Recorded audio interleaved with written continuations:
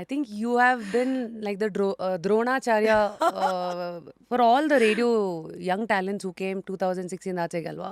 ನಾವೆಲ್ಲ ನಿಮ್ಮ ಮಾತನ್ನು ಕೇಳಿ ಇವ್ರು ಏನು ಸ್ಟೈಲು ಏನು ಅವೆಲ್ಲ ನೋಡಿ honestly. Thank you. Because personally ನನಗೆ ಆರ್ ಜೆ ಫುಲ್ ಫಾರ್ಮು ಗೊತ್ತಿರಲಿಲ್ಲ. All that we knew was in 2001 or 2 I guess. ಅವಾಗಲೇ the radio space was just new for Bangalore. So that's our identity. But anyway, today, here I meet you in 2026. Almost, yes. Yes.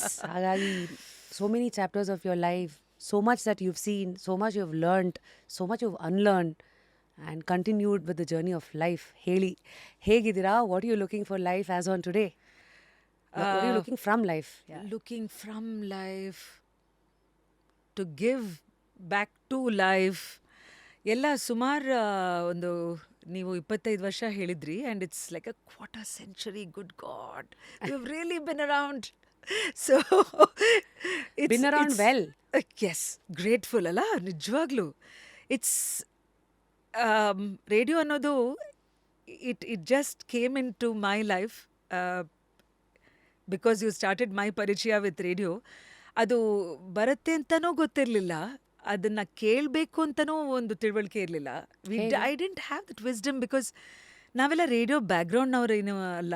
ನಾನು ಮೂಲತಃ electronics ಇಂದ ಬಂದು radio ಜರ್ನಲಿಸಮ್ಗೆ shift ಆಗಿ Indian ಎಕ್ಸ್ಪ್ರೆಸ್ಸಲ್ಲಿ already 7 ವರ್ಷ ಕೆಲಸ ಮಾಡಿ ಬಿಟ್ಟು ಒಂದು .comಗೆ ಸೇರಿ ಅದು ಶಟ್ ಡೌನ್ ಆಗಿ ಬ್ರೇಕ್ ಟೈಮಲ್ಲಿರುವಾಗ ರೇಡಿಯೋ ಬಂದಿದ್ದು. Yeah. As a very bonus of my life, andre invitation to be a guest on a radio station, Radio City. So guest ಆಗಿ ಹೋದವಳು ಅವಳೇ RJ ಆಗ್ಬಿಡೋದಾ? That was the magic I am speaking about, because ಎಷ್ಟೋ ಸಲ ನನ್ನ social ಮೀಡಿಯಾದಲ್ಲಿ share ಮಾಡುವಾಗ್ಲೂ ನಾನು ಅದೇ ಹೇಳ್ತೀನಿ, go where life take what life gives ಅಂತ ಏನೋ ಒಂದು ಹ್ಯಾಶ್ಟ್ಯಾಗ್ ಇಟ್ಕೊಂಡ್ಬಿಟ್ಟಿದ್ದೀನಿ. Because I just feel that is how life is unfolded. ನಾನು ಭಾಳ ಅಂದರೆ ಪಾಯಿಂಟ್ ಟು ಪಾಯಿಂಟ್ ಪ್ಲ್ಯಾನ್ ಮಾಡಿ ಮೆಟಿಕ್ಯುಲಸ್ ಆ ಥರ ಮಾಡಿದ್ದಿದ್ರೆ ಇಷ್ಟೊಂದು ಕೊನೆಗೂ ಅಂದರೆ ಒಂದೊಂದು cross road turning street main ರೋಡಲ್ಲಿ ಒಂದು ಸರ್ಪ್ರೈಸ್ ಕಾದಿದೆ. It's like a treasure hunt. ಇನ್ನು ಮುಂದೆ ನನಗೆ ಏನು ಸಿಗ್ಬೋದು ಅನ್ನೋ ಒಂದು ಕುತೂಹಲ, ಒಂದು ಆಶ್ಚರ್ಯ. Which is why right through my radio journey I had the sense of wonder. Till when is this going to last ಅನ್ನೋ ಹಾಗೆ ಒಂದು feeling. So I think that is the phase where you entered the radio space. ಅಂದರೆ ಕೆಲವರು usually radio was very cool ಅಲ್ವಾ. ಆ ಸ್ಪೇಸಲ್ಲಿದ್ದಾಗ fame ಆಗಿರಲಿ, name ಆಗಿರಲಿ, ಇದೆಲ್ be one hunger and all of that. So but you are saying ಆ ಫೇಸಿಗೆ ನೀವು ಬರೋ ಹೊತ್ತಿಗೆ you already seen one cycle of what journalism had shown you. Absolutely. ಅಂದರೆ ಟು ಇಂಡಿಯನ್ ಎಕ್ಸ್ಪ್ರೆಸ್ಸಲ್ಲಿ ಭಾಳ ಅದೊಂದು ಫ್ಯಾಮಿಲಿ ಥರ ಒಂದು colleagues, you know reporters, senior journalists, sub-editors, and I had the privilege of starting under a woman boss, Uttara anta avaru ಪತ್ರಕರ್ತೆ, sub-editor, and then Vinaya Hegde, who was my immediate senior. So I was a very nurtured news desky. ಕೆಲವು ಸಲ ಜರ್ನಲಿಸಮಲ್ಲಿ when you are getting in to it, lot of people think ಅಂದರೆ you are getting in to a space which can be very threatening in many ways. ಯಾಕೆ risk ಇದೆ ಅಂತ ಅನ್ಕೋತಾರೆ ಜನ. ಜರ್ನಲಿಸಮಲ್ಲಿ ಹೋದಾಗ ಒಬ್ಬ ಪತ್ರಕರ್ತೆಯಾಗಿ you are thrown in to the unknown. It's not like a predictable. ಬಂದ್ರಿ ನೀವು ಆಫೀಸ್ಗೆ, you probably wrote code, or you did your HR functions, or you probably taught, or you are a UX designer. But as a journalist, every day is a new setting. Every interaction you might be in touch, you might be actually face to face with the chief minister of the state, or you might be in touch with somebody who's lost her home in a riot which she had nothing to do with. So even though X factor, the unpredictability, is a constant in the life of a reporter. So what is the kind of mindset ನೀವು ಇಟ್ಕೊಳ್ಳೋದು? Because you don't know where you're entering.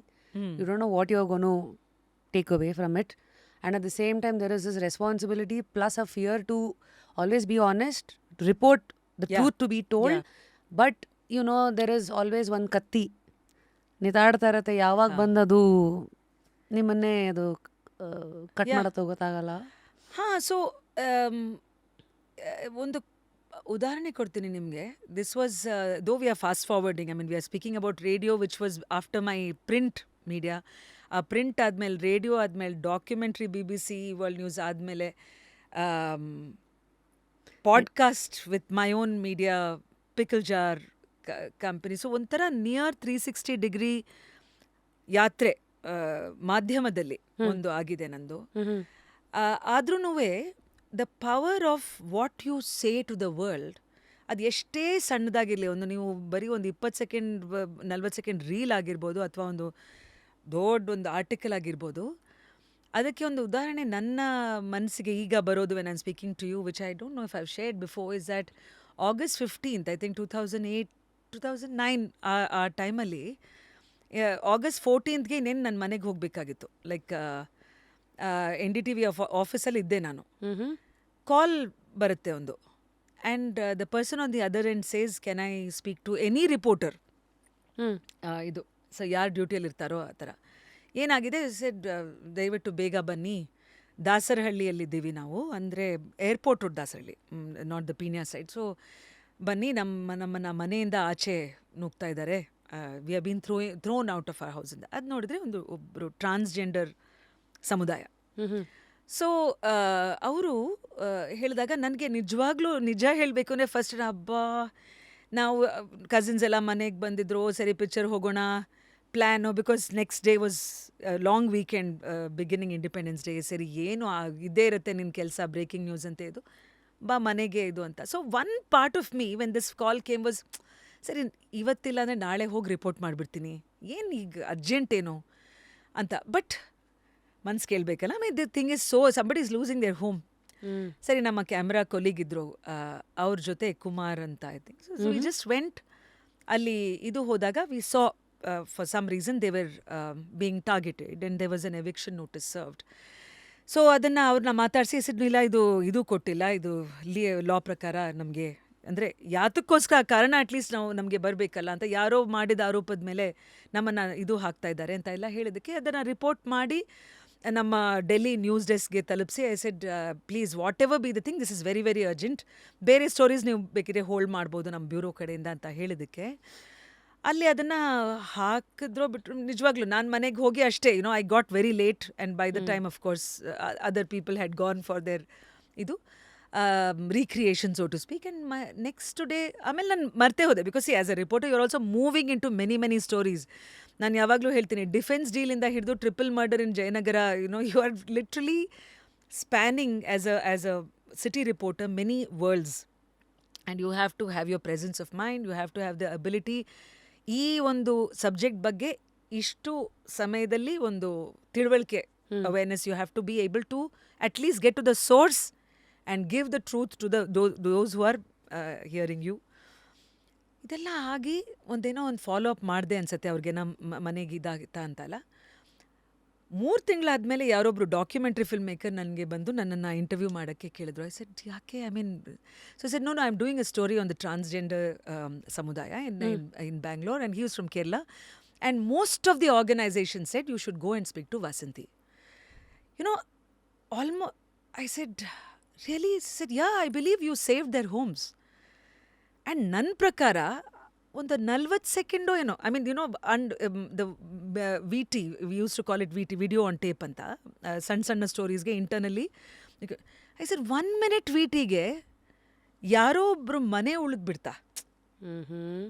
So that is the thing, the power you have as a person bringing the news. So when I say this to many students sometimes, ಎಷ್ಟೆಷ್ಟೋ ಉದಾಹರಣೆಗೆ, so I said don't underestimate ನಾನು ಒಬ್ಳೆ ಏನು ಮಾಡ್ಬೋದು, ನನ್ನ ಕೆಲಸ ಇಷ್ಟೇನೆ, I am so here in the basic ಇದು of the value chain, I am not some big editor, I am not this whatever hi-fi celebrity or no. What you can, only you can. So true. And that I feel is my learning or mantra ಬರೀ ಈ incident ಅಂತ ಅಲ್ಲ. I feel that ನಾನು ಈಗಲೂ ಅಲ್ಲಿ ಹೋಗಿ ಏನಾದರೂ ಒಂದು ಹೇಳಿದ್ರೆ ನನ್ನ ಮಾತನ್ನು ಕೇಳಿಸ್ಕೊಳ್ಳೋರು 20 ಜನನೇ ಇರ್ಬೋದು. ಬಟ್ ಆ 20 ಜನ will act on it or will think about it. Right. So the power of one, that is a philosophy which I deeply believe in.